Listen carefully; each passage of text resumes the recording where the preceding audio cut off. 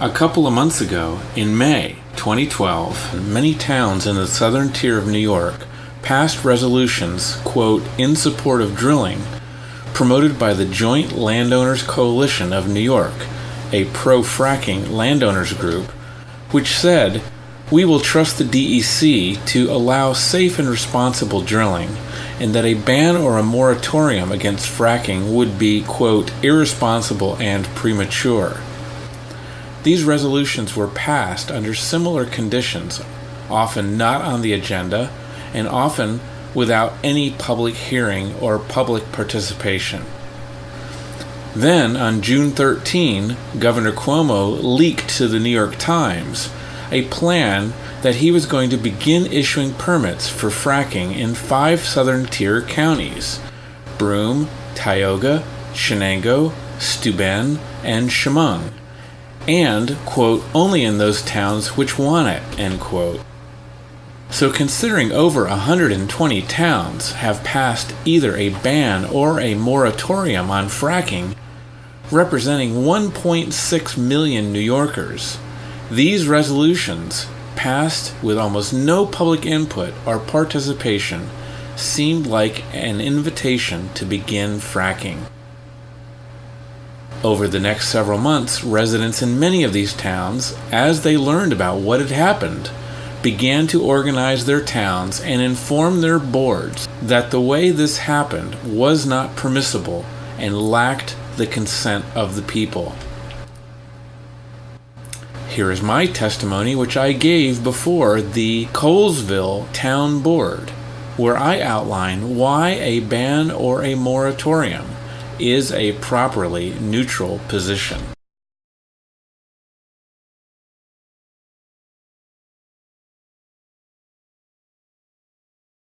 Yes, sir. Thank you. My name is William Huston. I live in the town of Union. I've been up here before. I've recorded some of these meetings before. I cover the shale gas drilling issue in a very large area. So one thing is, you said that this resolution is neutral. There's a couple of points I would like to make. One is the DEC will not protect us. There were a total of 11 hearings on the SGICE. I've attended them all. I'm very well versed in the SGICE, the controlling document. And I will tell you, there are dozens of show-stopping flaws with the SGICE. I could name just 3, just off the top of my head. One is there's no health impact assessment. None. Period. There's no comprehensive cumulative impacts in terms of socioeconomic impacts, in terms of quality of life impacts. Not in there. There's no wastewater plan. There's not to deal with the volumes of waste fluid. So just 3. There's actually a list. My friend Jerry Wiley from Owego wrote a list of 101 flaws with the SGICE. That's the biggest list that I know, but there's several lists of flaws. I encourage you to go out and look for the SGICE flaws. The DEC cannot protect us according to the existing regulatory documents. It's absolutely pathetic. Now, the next thing is, this industry is inherently toxic. You know, there's a claim, I keep hearing the claim, safe and responsible drilling, but I would ask, where is that occurring? This industry has left a toxic legacy wherever it has gone. It is inherently unsafe. Let me give you an example relating to the penal law. Rape causes injury in every case. It is prohibited by law based on the general police powers to protect the health and safety of their people.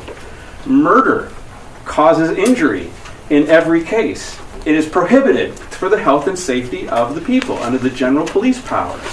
There is a movement underway in New York State right now to criminalize this activity because it causes injury in every case. It is akin to murder and rape, and we're talking about permitting it.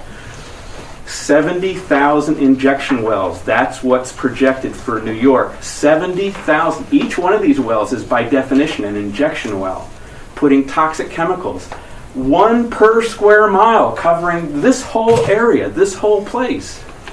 So, and then I read this resolution. Now therefore it be it resolved that we, the undersigned, find pursuit of a ban or a moratorium to be irresponsible.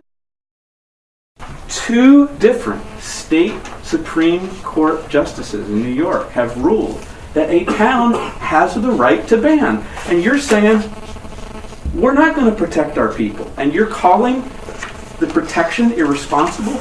I'm having trouble understanding that. I've studied this issue, I've been around the state, and I would tell you, I would argue with you, I would plead with you and beg you to pass a moratorium or a ban. This is the only prudent thing you can do to protect the health and safety of the people of Colesville, and that is your duty.